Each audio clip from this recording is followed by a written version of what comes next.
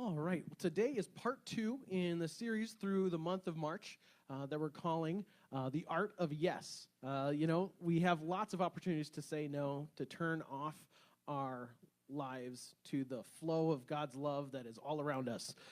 But we find so much more value in life when we say yes and open ourselves up again and again. Last week, I spoke on saying yes to grace, and you can still find that message on our Facebook page, or it might have even made its way over to YouTube by now, I'm not sure. But check that out. I think we had a lot of affirmation out of that. It was great.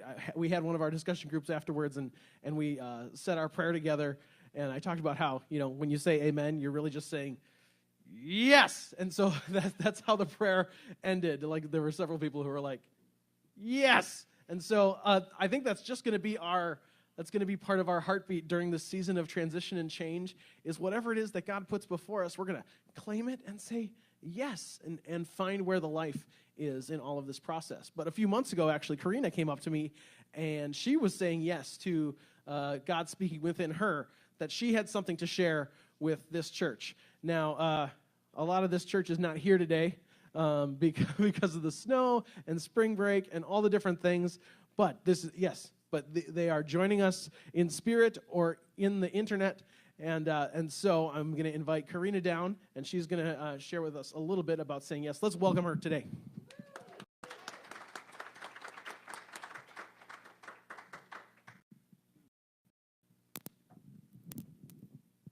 Okay, so we tried the headset, but as Colin pointed out, I have hair, so it doesn't work with me. So I'm just going to try the microphone here. So please let me know. I have kind of a soft voice, so let me know if you can't hear me. Okay, so this is a bit personal. So I'm going to start off pretty bluntly, but, just roll with me. All right, so my body is pretty sick. Right. I don't think I usually look it, but I'm quite certain that if it wasn't for modern medicine, I think I would have been picked off by wolves a long time ago. All right. I have chronic debilitating migraines, sometimes 4 to 5 of them a week.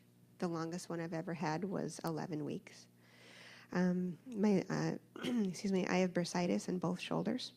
So lots of normal traditional arm movements like shoveling or vacuuming. Those are out. I can't do those anymore.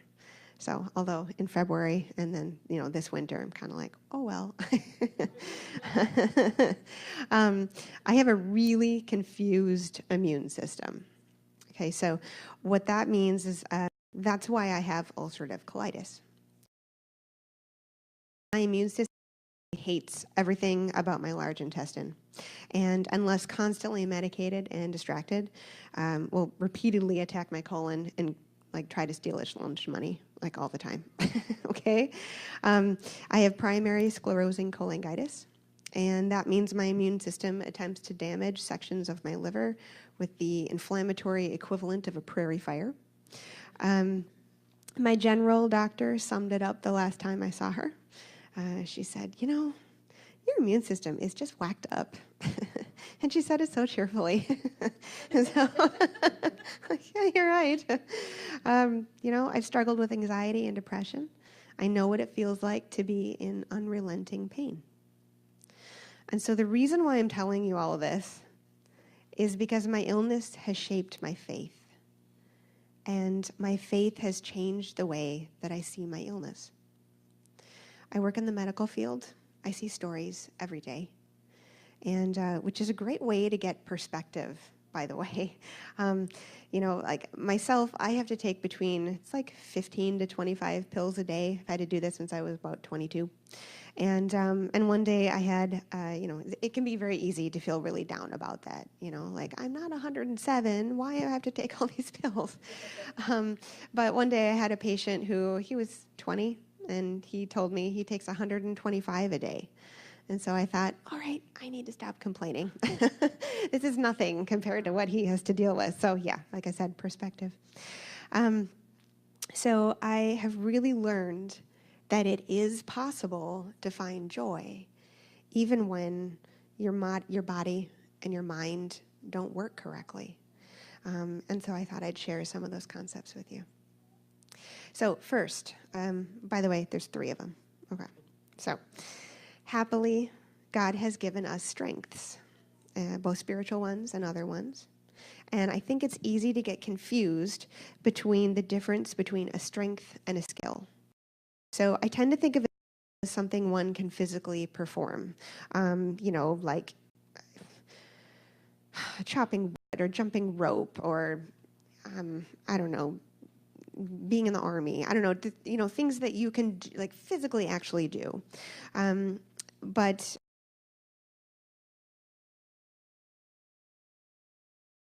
it could be connecting with people, be prayer. Those are not things that are limited by our body. I mean, you could do that if nothing works from your neck down. You could still do those things, and that's incredibly valuable. And so, in short, we can often use our strengths when our skills are no longer available. And all of this connects us back to our purpose. It is the core of who we are that God created. All right. So my particular illnesses are usually episodic, which basically means that sometimes I get a break. They flare, they go.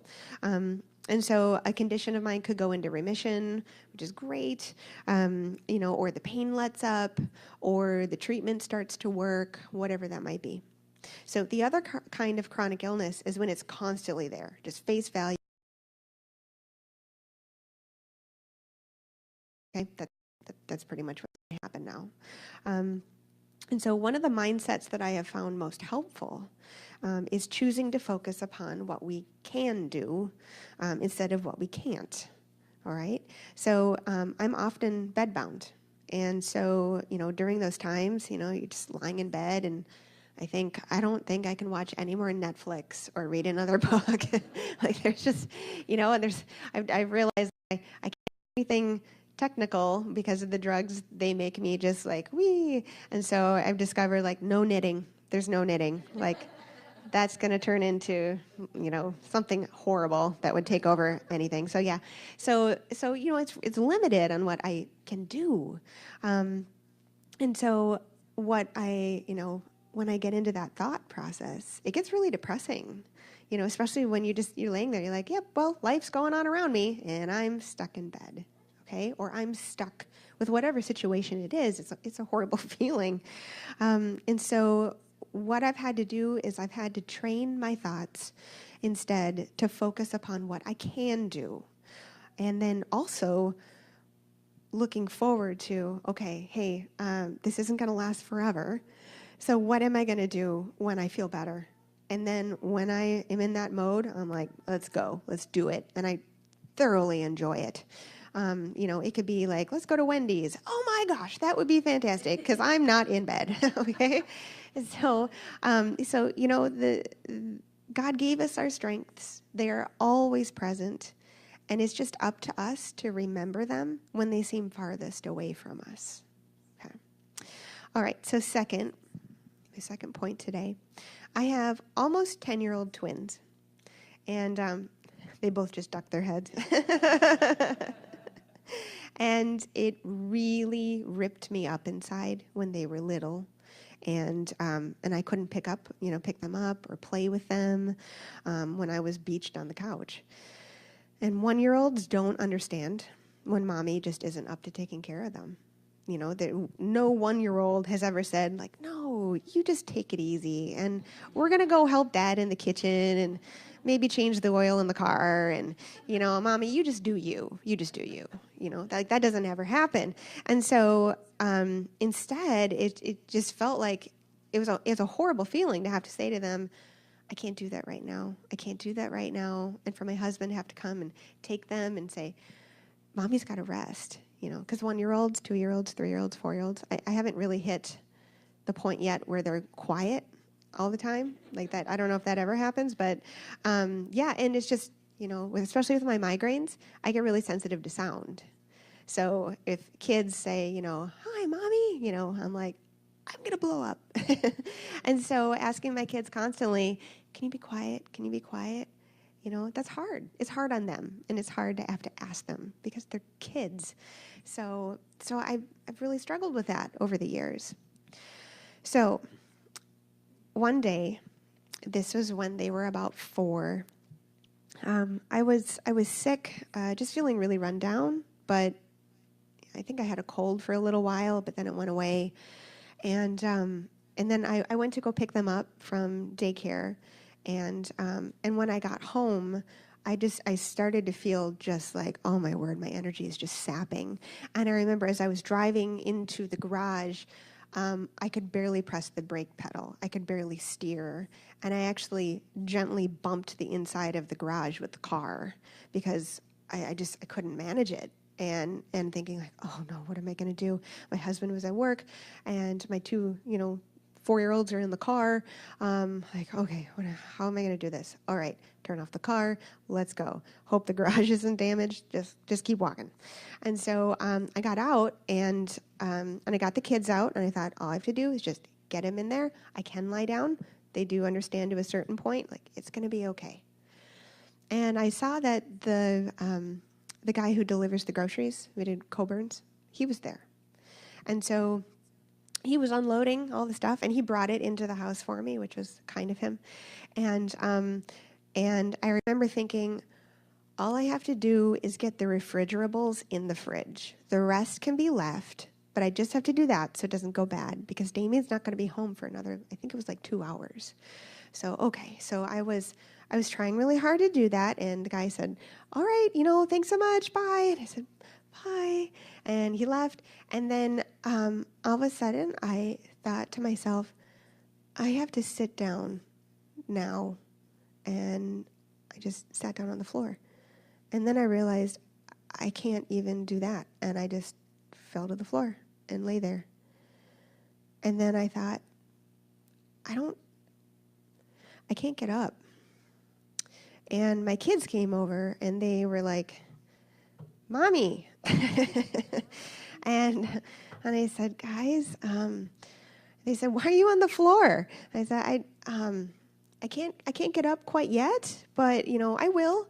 And I thought, because when you go through this kind of experience, your mind doesn't always think logically. There's a bit of panic, and the adrenaline kicks in. And so I thought, I think that guy is still right out the door. He could just help me up just onto the couch, so I'm not lying on the kitchen floor for 2 hours until Damien gets home, worst case scenario. So I said to the kids, I said, just go out and say to the guy, Mommy needs some help. And then, he'll just come back in. And they went, okay. And then, and they were like, they weren't worried. They just were like, okay, Mom, awesome mission. Let's just go do it. So then they ran out the door, and then common sense kicked in, and I yelled, don't go in the street. And I thought, I just sent my 4-year-old children as emissaries to a person across a busy street. Worst mother ever. And so I realized I have to go after them. And I dragged myself out the door on my stomach. I opened the screen door, I squeezed out, and I fell down the 2 stairs. And I was calling to them, come back, come back. And my head was sticking out just beyond the plants enough that you could just see my arm, I think, down the driveway.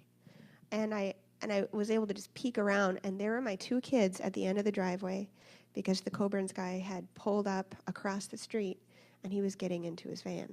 And my kids were jumping up and down at the end of our driveway, yelling, Mommy needs help. Mommy needs help. And the guy suddenly just did one of those, and he jumped out of the car, and he came running over.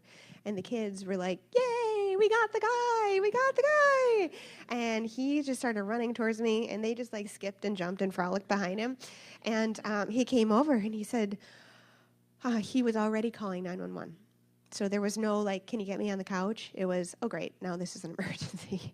And so he came over, and he said, what can I do? Are you okay? And I said, I'm not okay. I don't normally lie on my face in the driveway. This isn't what I do. And so he said, can I get you anything? And I said, if I could have a Kleenex, because I realized I was crying. And so I was, bleh, okay. And so he ran back to his truck and grabbed an entire roll of paper towels and ran them back over. Suddenly I felt a blanket on me. And I was so hot. I was just extremely hot. It might have been a fever. I'm not sure.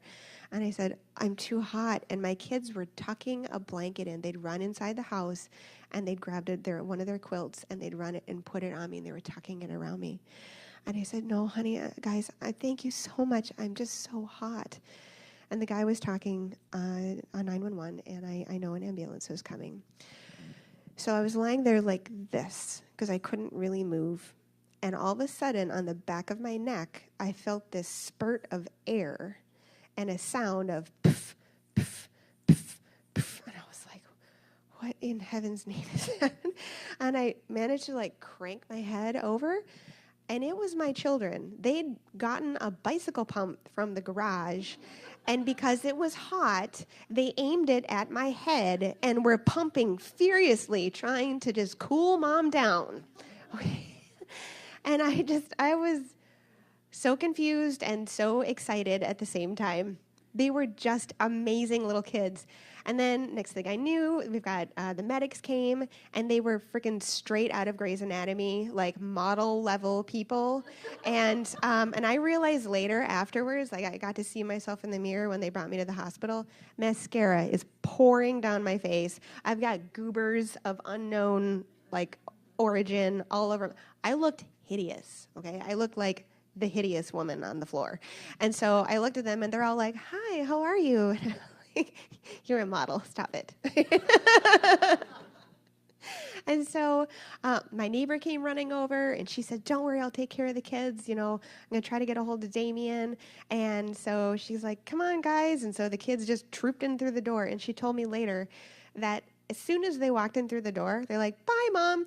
And they turned around and informed her. They said, you know, in normally what we do in situations like this, as if this has ever happened before, we have lots of macaroni and cheese, and that's followed by ice cream. That was their prescription. They were totally fine. Like, Mom's getting whizzed off in an ambulance, and they're just like, mac and cheese and ice cream, yeah. And so after this whole thing resolved, by the way, it was a sinus infection. Okay, that's my body. It reacts in bizarre ways. Yeah, I didn't even have like pain, pressure, nothing. It was, the doctors were like, we're stumped. Like, I hate that when you say that. So yeah, anyway, again, that's just what my body does. So got home, regained my strength. Okay, we move on. But the thing is, what I realized is that I had been teaching my children, often unknowingly, how to be compassionate. And so even though it was a horrible struggle to have to say to them, you know, I can't do that, I can't do that, at the same time, they were learning that I was still present. I just couldn't always participate. And they learned how to offer comfort. Even 4-year-old comfort counts. And they know how to help out when other people can't do something. They know how to be around sick people and sometimes put other people's needs ahead of their own.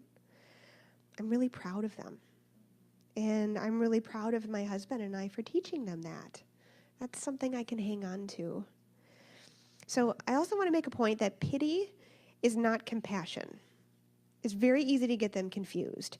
The thing is, Jesus, he was compassionate, but he didn't pity people. So, you know, he knew what suffering was.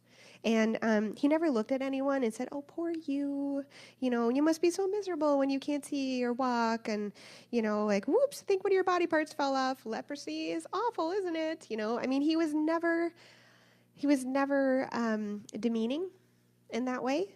Instead, he just went forward with helping people with what they needed. And he, of course, knew intrinsically what they needed. But that's how he helped them. And so advice to people who are around others who are sick, don't give anyone pity. It's patronizing and it's demoralizing. Instead, offer comfort.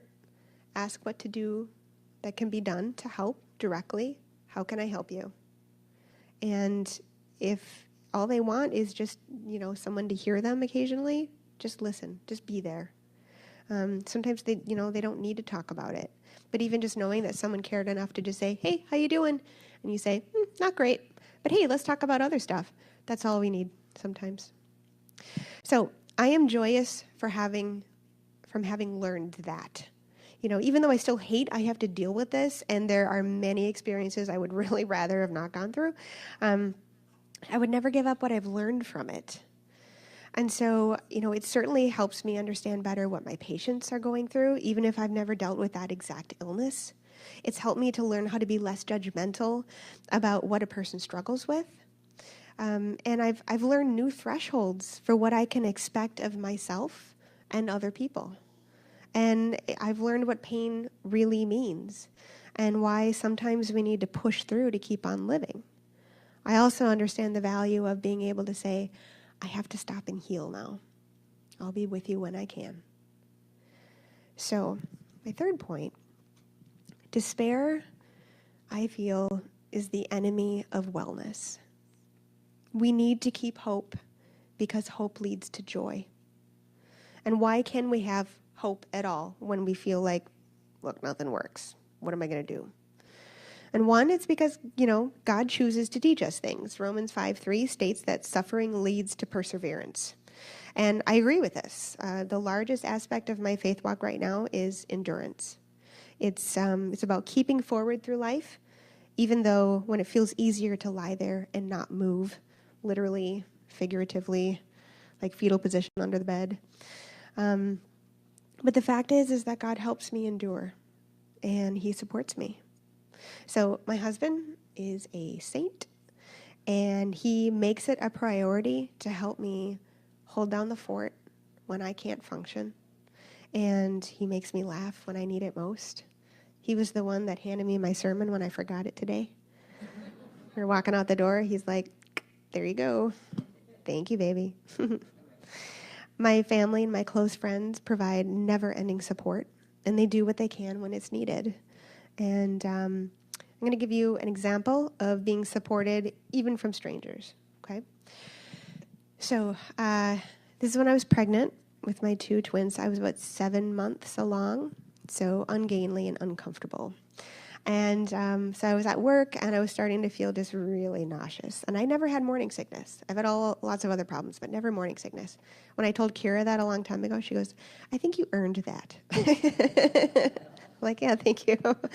And so I just started feeling more and more and more nauseous. And I called my clinic, and they said, oh, it's probably morning sickness. I'm like, it's 7 months just for the first time? Like, yeah, bodies are weird like that. Okay. So they gave me a vitamin to take. Yeah, it did nothing, absolutely nothing. So I left. Now, this was in February, and so March, super snowy, super cold, super awful, and I had to get on the bus. So I had to get on one bus to get to the express bus. I'm in downtown Minneapolis. So I remember waiting for the bus, just like, don't barf. Don't barf. I'm cold. Don't barf. And so I got on the bus, and I weathered the trek up until then got off, had to wait for the express bus. Freezing outside. Okay. I just remember like how cold it was and how much I wanted to barf. And so I got on the bus, then I sat down next to this nice woman, and the whole way, straight shot up to Blaine, I was just huddled and super focused on not hurling. And then all of a sudden I realized that the walls were coming down, and it just surged up and just went blah, just all over the place, okay? Then blah, and I turned and I looked at the woman next to me, and I said, I'm so sorry. I'm pregnant. Blah. And she looked at me and she goes, oh, that's what, I'm pregnant too. I just found out. She started handing me wipes, and I said, you're pregnant? Congratulations. Blah. Okay. Then I realized I threw up on the guy in front of me. All right. It had hit the back of the seat and gone on his coat. And so so then after a while, I was like, okay, I look over, and the woman next to me, she goes, I think you dropped your mitten. And there it was in a pool of sick. And I was like, yeah, I'm abandoning that. That's not coming home with me. But she started handing me like antiseptic gel, and what to wipe my hands. Thank you. vomit and antiseptic gel. This is great. So I decided I got to address this. I felt so badly about the guy in front of me. And so I leaned forward and I just gently tapped him on the shoulder. And he turned and he literally went, son of a. Because there is me. Again, I need to buy waterproof mascara because apparently this happens a lot. Just goop just running down my face. I've got vomit all over and it's like tucked in my scarf. And I'm going, hi. And he looked at me and I said, I'm so sorry, sir, but it appears that I threw up on your coat. May I pay for the dry cleaning? The woman next to him is roaring. She's laughing so hard. And he just looks at, he goes, no, no, really, don't worry. Sorry about that. I'd like to pay for the dry cleaning. And he goes, really, it's fine. I could tell he thought, like, I want to get away as far from this woman as humanly possible. Like, if I could sit with the driver, I would. And so we pulled up, and I got off the bus. And as I went, up to the bus driver, I'm just dripping, right? Gross. So I get up to the bus driver, and I said, I'm really sorry, but it appears that I've thrown up on your bus. And she turned and gave me a look of just disgust and contempt, and you just totally messed up my day. And I'm so sorry. And so I just got off, got in the car. It's frigid. I'm driving home like, I hate life and everything right now. I get home. I open the door. I'd already told my husband that I felt ill earlier in the day, but he had no idea that this catastrophe had happened. Open the door. Both dogs leap on me, licking and being disgusting, like dogs will. So Damien grabbed them, peeled them off, looked at me, and I went, ah, and he goes, I love you. And I was like, I love you too. Peel me off. And so, the thing is that the people who surround me, oh, by the way, it turned out to be the norovirus. That's what that was. It's a really horrible stomach bug that I don't recommend on any circumstance. So, yeah, nothing to do with the twins.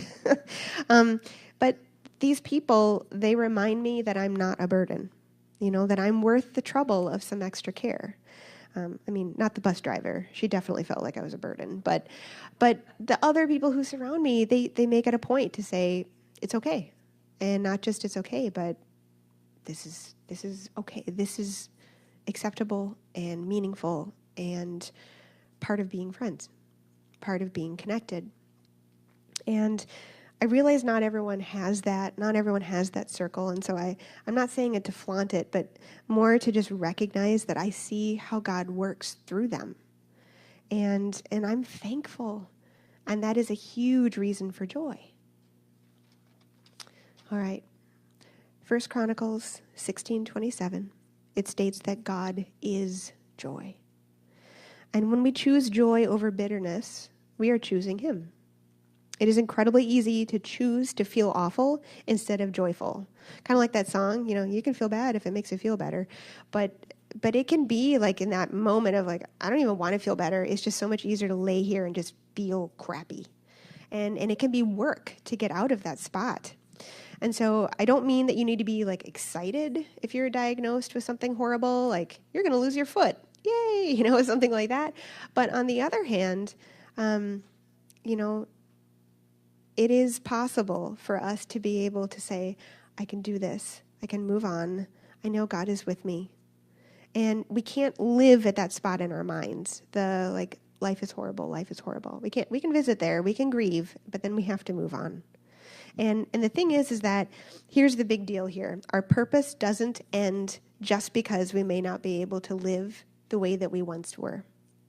And God doesn't just let us go because our bodies or our minds are broken. He's in it for the long haul, not for just when we're feeling great. And so we have the great privilege of knowing that to him, he doesn't just see the brokenness of our minds or our bodies, but he also sees the amazing parts of us that lie inside these shells that we've been given. But we have to say yes to this. And sometimes we need to make this conscious choice. Thank you for letting me speak before you guys today. Thank you very much.